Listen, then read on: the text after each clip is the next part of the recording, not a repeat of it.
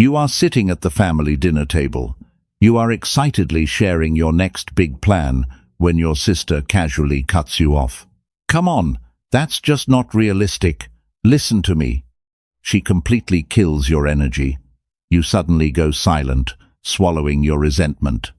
The conversation instantly revolves around her, leaving you feeling entirely isolated in the one place that was supposed to be safe. Our usual reaction? Either we suffer in silence and brood over it for days, or we use sarcasm to strike back. Both paths hand the remote control of your emotions over to them. But you always have a third way. No arguing, no submission. You can completely strip away the control of the person talking over you, using the psychological strength of a Stoic. Welcome back to the Stoic path. I am your companion on this journey to build an unshakable inner fortress. If you are ready to master your own voice, let's begin right now. A Stoic perspective, the difference between the shadow and the wall. Before we get into the solution, we need to expose a harsh truth. Why do you feel angry when someone talks over you? The philosopher Epictetus once wrote, "Remember that it is not he who reviles you or strikes you who insults you, but it is your opinion about these things as being insulting. When someone cuts you off, they are actually just creating sound wave vibrations in the air.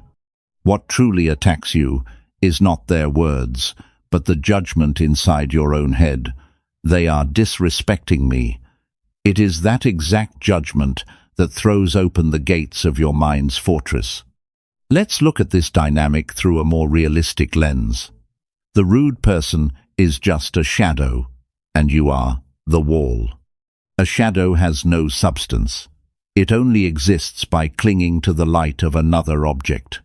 The person trying to talk louder to dominate you is exactly like that shadow.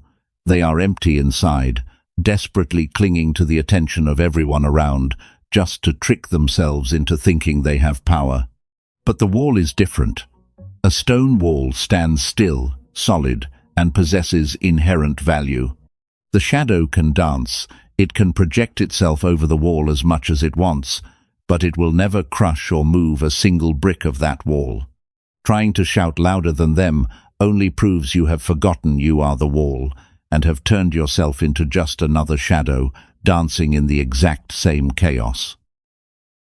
3 steps to become the wall in a storm of words. So, what does a true Stoic do when interrupted? This is not a short-term psychological trick. This is how you redefine your entire position in a relationship. Step 1. Keep talking with the same rhythm. The deep water flows. When someone starts to cut in and tries to talk over you, the reflex of 99% of people is to stop. Do not stop. Keep talking. The exact same sentence, the exact same volume, the exact same speed.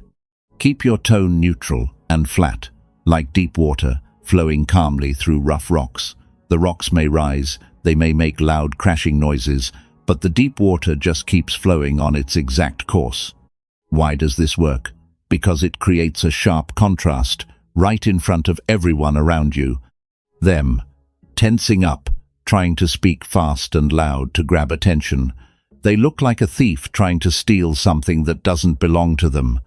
You, perfectly calm, finishing your sentence as if their interruption were nothing but a passing breeze. You do not care what they are trying to do. This contrast instantly clarifies who is mastering their emotions and who is being driven by them. Step 2.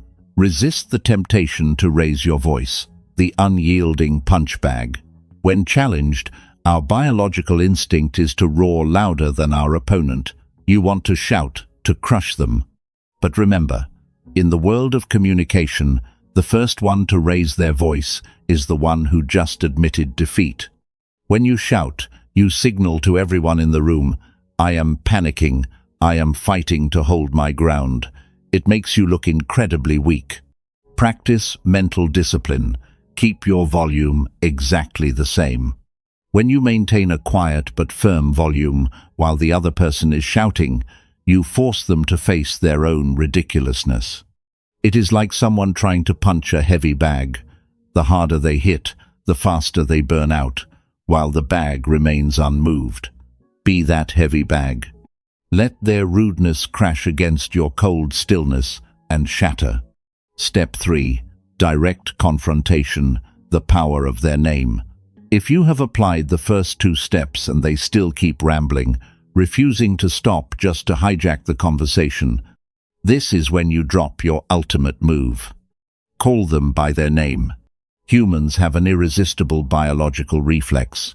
We always freeze and stop when we hear someone call our name clearly and firmly.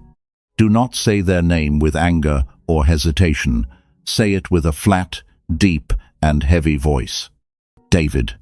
If they keep talking, repeat it one more time. Slower, clearer. David. When they finally stop and look at you, that is your window of opportunity. Immediately use a sentence that redefines the boundary. I feel like you are talking over me, and that doesn't help us solve the problem. Or, I can't hear you clearly when you try to talk over me like that. Using the phrase, talking over me, draws a clear line. Sometimes, people are rude not because they mean to be, but because they lack self-awareness. Your words act like a splash of cold water to their face, forcing them to see their own bad behavior in front of everyone. To see how this power works in the real world, look at the story of Ruth Bader Ginsburg, known to millions of Americans simply as RBG, the late Justice of the Supreme Court of the United States. In the highest legal environment in America, Supreme Court arguments are where the sharpest, most competitive minds constantly try to dominate, interrupt, and corner their opponents. Justice Ginsburg herself frequently faced male colleagues talking over her or rudely cutting her off right in the courtroom. But she handled it with a style that became her signature.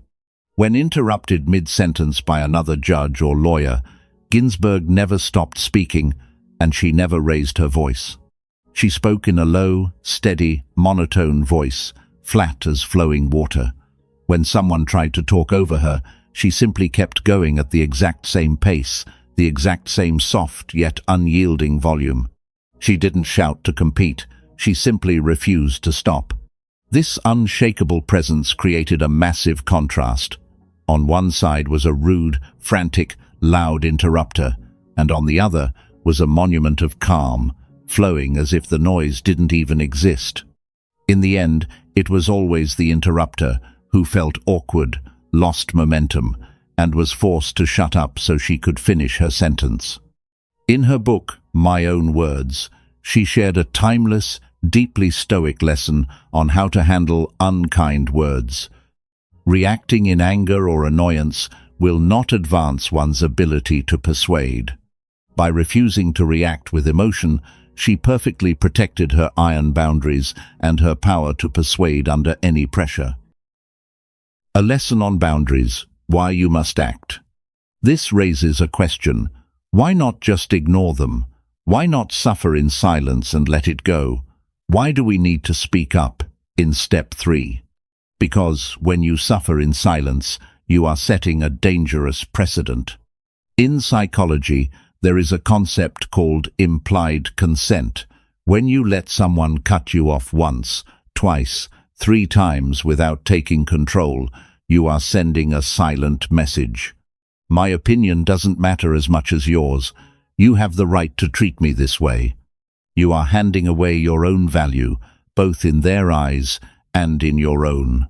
But when you intervene with calm clarity, David, I can't hear you clearly when you talk over me, you are redefining an iron boundary.